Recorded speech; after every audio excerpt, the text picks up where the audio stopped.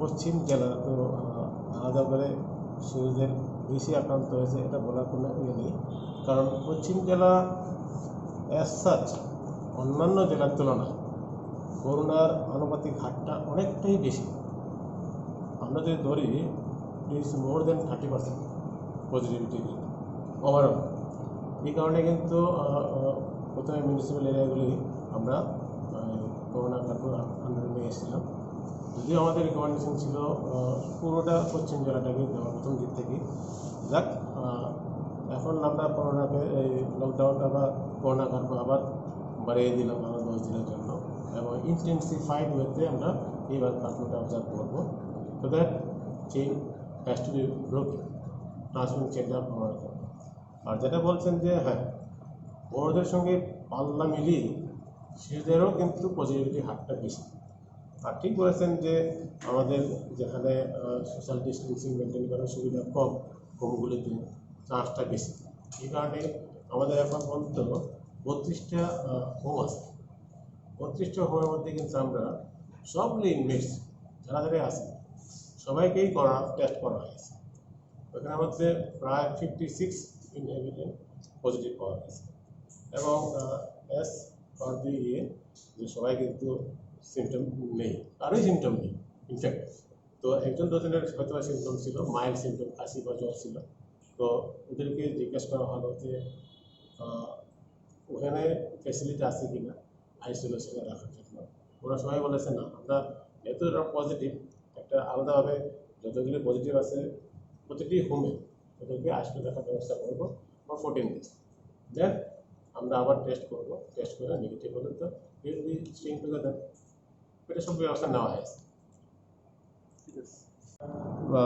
শিশু বলবো তখন শিশু বলার যে বয়সের সীমা মাত্রাটা একই থাকবে, 0 to 18 years, ওটাকে আমরা শিশু বলবো, এবং ওই শিশুরাও সমান মাত্রায় আক্রান্ত হবে। এটা বলছে just like adult and other age group 25% মতন আসতে পারে আক্রান্ত হওয়ার সংখ্যাটা।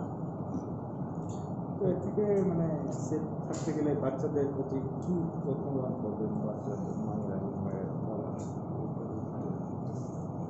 ওদেরকে করোনা থেকে বাঁচতে গেলে যে আমার বাচ্চারা যেহেতু করোনা না হতে পারে, আমার চিন্তাধারা ওটা কীরকম থাকতে পারে, বা আমার তাকে সেভ করার জন্য কীরকম আমি ক্রাইটেরিয়া ইউজ করব, মানে কী ধরনের সাবধানতা অবলম্বন করব শিশুদেরকে করোনা থেকে রক্ষা করার জন্য?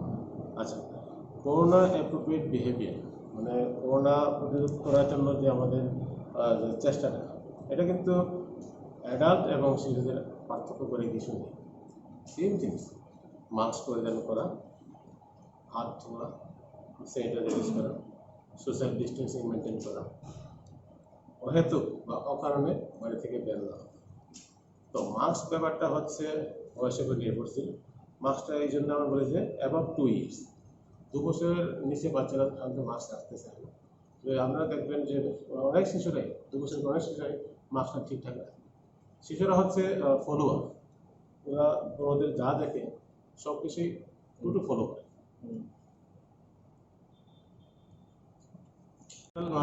ত্রিপুরা রাজ্যে শিশু বাচ্চাদের এই ডাটাটা এখন এই মুহূর্তে আমার কাছে নেই, তবে হসপিটালাইজ পেশেন্টের ডাটা আমাদের আছে, কারণ আমাদের এখানে ডিসিএসে কিন্তু 2 ধরনের কেস ভর্তি হয়।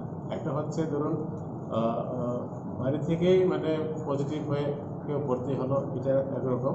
আরেকটা হচ্ছে ধরুন কোনো একটা অসুস্থতা নিয়ে হসপিটালে ভর্তি হলো, তখন as per the hospital policy এটার কোভিড টেস্টটা করা হয়। বাই চান্স ওর কোভিড পজিটিভ আসলো, কিন্তু ওর পেট খারাপ নেই, যেহেতু ওর কোভিড টেস্টটা পজিটিভ এসছে, তখন আমরা আপনাকে ডিসিএস বা কোভিড ওয়ার্ডে পাঠিয়ে দিই। এই একটা। আরেকটা হচ্ছে আমাদের একটা অনেক পুরানো রোগী, পিয়ারি রোগিন সিনড্রোম, এটা প্রায় শ্বাসকষ্ট নিয়ে ভর্তি হতো। এটাও আমাদের এখানে পিআইসিউতে ভর্তি ছিল, ওটাকেও কোভিড টেস্ট করানোর পরে দেখা গেলো এটা কোভিড টেস্ট পজিটিভ, ওটাকেও আমরা কোভিড ওয়ার্ডে পাঠিয়েছি।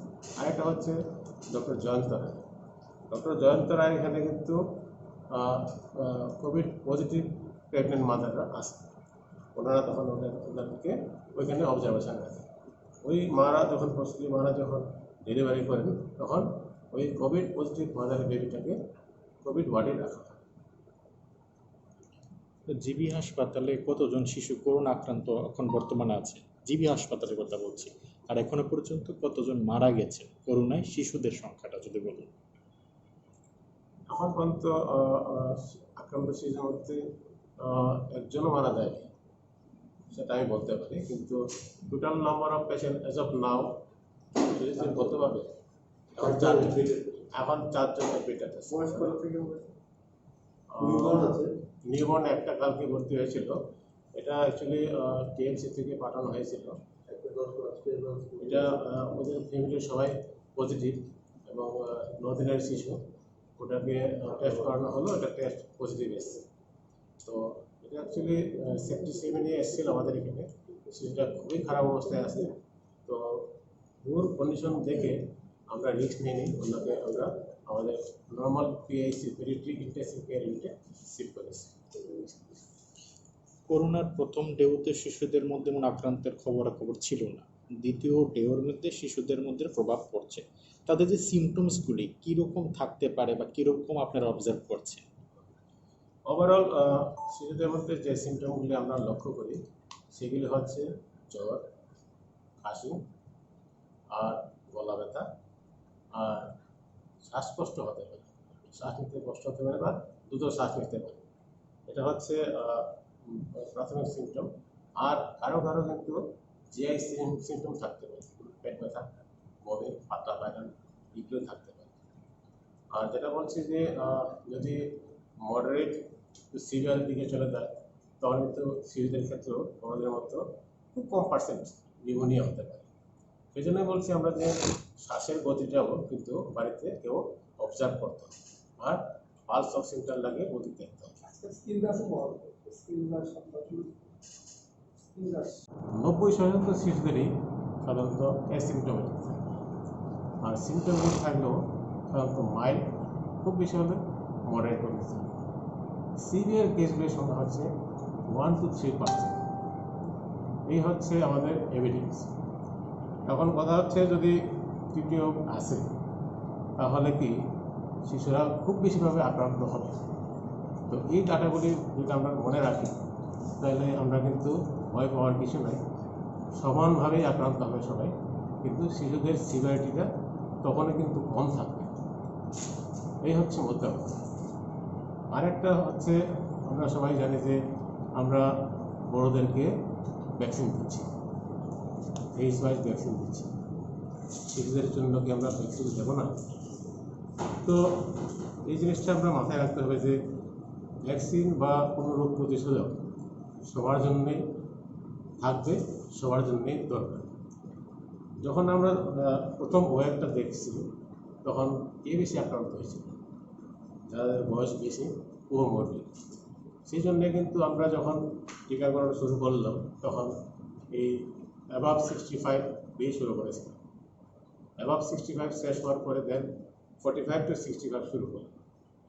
তারপরে দেখলাম যে আমরা প্রাপ্তবয়স্করাও কিন্তু আক্রান্ত হচ্ছে, সেই জন্য আমরা 18 to 45 শুরু করলাম। Now time comes that what about 0 to 18, এটার জন্য কী করব? তো দেখুন 0 to 18 তো আগেই বললাম কেন বেসিসটা কীরকম, মৃত্যুর হার এদের অনেক কম, যে আক্রান্ত হয় সিভিয়ারিটি কম, মৃত্যুর হার অনেকটাই কম। কাজে যাদের আক্রান্ত হলে পরে সিভিয়ারিটি হবে বেশি, মৃত্যুর আশঙ্কা বেশি, ওদেরকেই আগে আমরা ভ্যাকসিন দেবো। তারপরে বাঁচার অধিকার সবারই আছে, শিশুদেরকেও দেবে।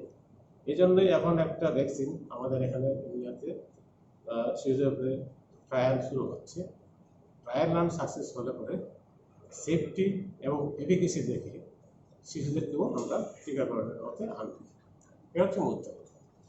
আমাদের দেখুন বিজ্ঞান কিন্তু নিজস্ব গতিতে চলে, ট্রায়াল রান কবে শেষ হবে আগাম তো বলা যাবে না। আর এই ট্রায়াল রান যেভাবে চলা দরকার সেভাবেই চলুক, আমরা অপেক্ষা করব যখন এফিকেসি এবং সেফটি দুটোর যখন প্রমাণ করতে পারা যায় এগুলি শিশুদেরকেও এখন সেফলি দেওয়া যায়, তখন আমরা শিশুদেরকে তো বর্তমানে রাজ্যে কতজন শিশু আক্রান্ত হয়েছে? এটা কিন্তু খুব বেশি নয়, কিন্তু এটা কিন্তু আসল সংখ্যাটা বলা যাবে না, কেননা যখন আমরা শিশুদের বড়োদেরকে যেমন বড়োদের আমরা টেস্ট করছি, আমি তো শিশুদের করছি না, এবং আমরাই বলি শিশুদেরকে টেস্ট করার দরকার নেই, কারণ আমরা জানি যে শিশুদেরকে কী বলে এটা সিভিয়ার ডিজিজের দিকে নেবে না এটা, কারণ এদের অ্যাসিম্পটমেটিক থাকে।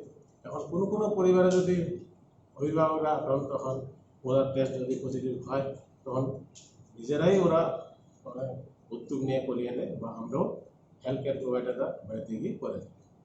এটা আর একটা হচ্ছে যেমন আমাদের এখন গভর্নমেন্টের গাইডলাইন্স অনুযায়ী যখনই কোনো হসপিটালাইজ হতে হয় বা হসপিটালাইজ করার দরকার পড়ে, তখন কোভিড টেস্টটা মাস্ট। আমরা র্যাট টেস্ট করে র্যাট টেস্ট নেগেটিভ হলে আমরা কোভিডে করছি। এই জন্যে কিন্তু পজিটিভিটিগুলি আসছে, আদারওয়াইজ কিন্তু এখন শিশুদেরকে আমরা মানে বড়োদের যেভাবে করছি, ঘরে ঘরে গিয়ে টেস্ট করছি, এটা কিন্তু শিশুদের আমরা করছি না।